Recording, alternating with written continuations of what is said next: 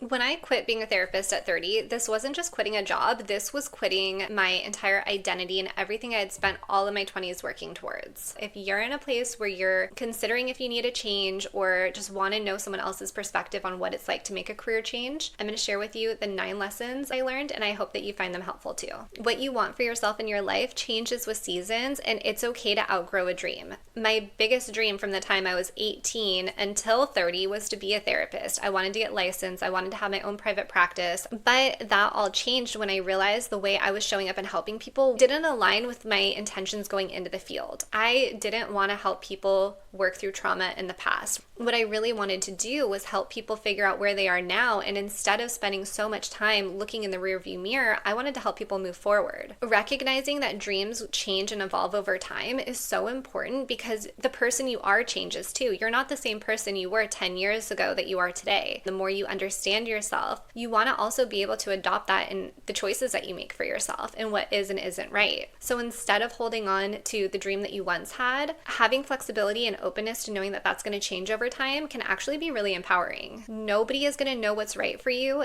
except for you. Where I think a lot of things can go wrong is when people listen too much from outside noise and outside voices. People are going to have opinions. They're going to tell you what you should or shouldn't do. You have to understand that the advice you're getting from other people, it's all biased. It's all coming from their perspective, from what they think is wrong and right, from their own personal failures, from what they've seen other people do, and nobody's going to know what's right for you besides you. Learning to listen to that voice and drown out the noise of other people and outside voices is so important because it's going to help you go after the things that you want. And sometimes you don't need to tell people everything. I didn't tell anybody that I went into coaching until I already had clients and I was doing it for a few months. Then I started telling people because it was something to me that I didn't want the outside noise. I didn't want opinions of others or judgment. I wanted to pursue the thing that I wanted to do. And once I felt like I was comfortable sharing it with people, then I shared. So it wasn't asking, well, do you think I should do this? Should I not do this? It was going after what felt right to me. And that was one of the most empowering things that I've done. I would never unexperience any of the experiences that I've had because that was my path and those were the lessons that I needed to learn. I am so grateful for the time that I had as a therapist, and I'm so grateful for the lessons and experiences I had during that transition as I was changing careers because that's shaped who I am today. This is one of my favorite lessons, is that you're allowed to reinvent yourself at any time. Every single day we have new experiences. Through those new experiences, we have feedback from it.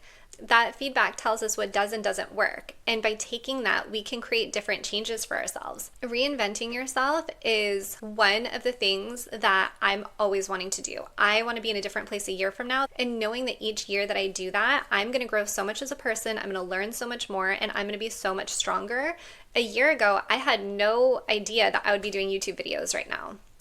Fast forward a year, through the experiences that I've had, I've decided to pivot. I was so focused for so long on working one-on-one with clients, providing that individualized support and care and helping people create the changes that they want. And then I started thinking, I want to do more than this. I want to show up in other ways. I want to be able to create a channel where I can share what I know from the 10 years that I've spent working with clients, from therapy to coaching, and bring it to you here. Discomfort of getting away from what's familiar is one of the most important things you can do because what is familiar isn't always what's good for you. For this one, I am going to say it is taking aligned action and getting out of your comfort zone. That is where the biggest growth happens. Growth doesn't happen in the familiar. It doesn't happen in what you know. It happens in what you don't know. So if you're comfortable for too long, that means you're not growing. You want to push yourself to learn and try and experience new things. Those are going to be the things that you're the most grateful for when you look back on it a year or 2 years from now to see all of the cool things and amazing growth that came from simply getting out of your comfort zone. Therapy was very familiar. I knew that field and that path,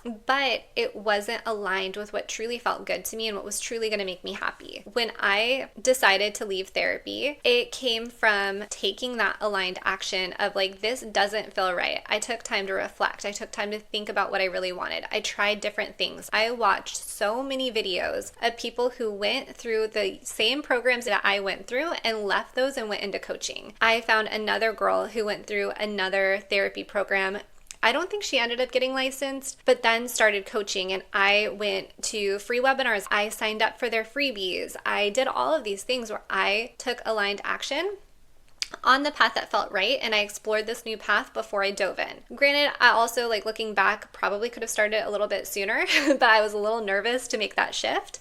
But I took actions that felt right until I was ready to make that decision. Burnout was one of the biggest signs that the environment I was in was not the right fit for me. This is your body telling you something needs to change. Burnout can lead to so many negative things, affecting relationships, affecting your health, affecting your happiness. I was physically like, I can't do this anymore. I'm so tired. I'm so grumpy. I'm so depleted. Like, you shouldn't want to spend the weekends laying in bed re-energizing to start over the next week. The weekends are supposed to be for you to have fun, to enjoy life, to go do the things that truly matter to you. Burnout is not a weakness. This is not something that you need to persevere or deal with or overcome. It's a sign that you need to stop and take a break and listen to what is and isn't working for you. I would consider my last work environment a toxic environment, but at the same time, I don't regret having that experience. If I could go back in time, I wouldn't unexperience that, because that helped me stand up for myself, build better boundaries, reevaluate what was truly important to me, and ultimately it gave me the push to leave therapy, which I may have ended up leaving either way, to go into coaching, to go into something that was more aligned with me.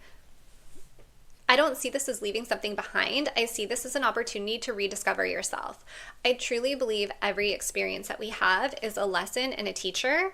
And if you're in a toxic environment, what can you learn from that and take away from that? And how can that help you grow and evolve and become a better version of yourself? What I didn't realize was so much of the confidence that I had in myself and my self-worth was connected to these monumental achievements. It was connected to getting into Berkeley, to getting my master's at USC. I had this job up on a pedestal because it was something that I'd worked for 10 years. But at the same time, it didn't make me happy. So what's the point of putting so much effort into things that don't actually make you happy? For me, the journey to finding who I am outside of those things, outside of the job title, the prestigious schools, the surface level stuff, that got me to really get clear on what truly matters to me and pursue things that make me happy. What matters is who you are as a person. What matters is that you're fulfilling your needs, that you're in alignment with your values. We can, of course, have values that are career-based, but that can't be our whole identity. Do what makes you happy. That is the thing that matters more than anything. It doesn't matter the job title, it doesn't matter any of that stuff, because that can go away tomorrow. The next one is all about reflection. Reflection is one of the most important things that you can do. Doing this is going to give you the feedback you need to make the changes that you want. A journal prompt that I like to give almost everyone is a daily reflection on how you felt during the day, what happened, what felt good, what didn't feel good, and if there's anything that you want to do differently going forward tomorrow. The clients that do this reflection, the growth that they have quadruples. If you're reflecting, you're taking that feedback in, and you can't unknow something. If you're making the same decisions each and every day that don't feel good, like you're not waking up early, you're not doing your morning routine, you're not working out, and you sit there and you write it day after day, that in itself is going to motivate you, because you're going to sit there and be like, another day I didn't do this. If you don't have a practice right now, try to integrate it in your life in some way. Try to take that time to sit with yourself and reflect on what it is that you want for yourself and how in alignment with that you are. A bonus step after that would be asking yourself, what can I do different today, or what can I do different tomorrow?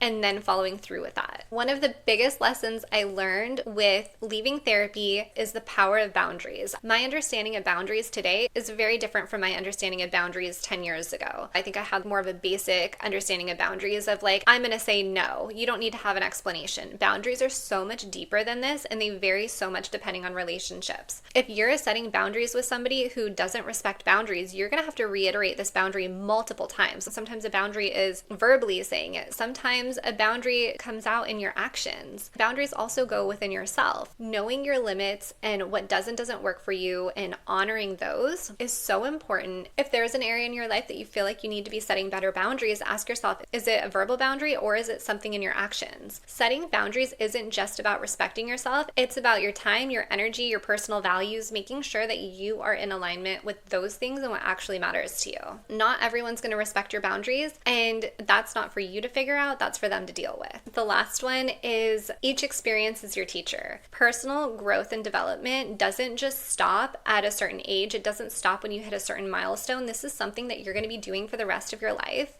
So getting really comfortable with self-reflection, getting really comfortable with knowing yourself and loving yourself truly on a deep level without all of the surface level fluff is one of the most important things that you can do for yourself. And it's something that you're going to be so grateful that you did later on. So I say do the work, do the self-reflection, strengthen yourself, strengthen your love, know your worth, know who you are outside of job titles, outside of relationships, because at the end of the day, when life changes and you go through different phases, the only thing that you have is still that relationship with yourself. You are the one constant in your life in a world that's always evolving and changing. If you're watching this and you're in a place where you feel burnt out, stuck, or like you've outgrown your current path, I hope that some of these are takeaways and encouragement to start to think about what that next step would look like for you, and to remind you that it's okay to make changes. It's okay if something that was once a dream is no longer a dream, or what you wanted for yourself now looks completely different. It's not starting over, it's growing on the previous experiences that you've had. I have journaling prompts in the description that can be a great starting off point if you want to get those completely free, and I hope you hit subscribe so I can see you in my next video.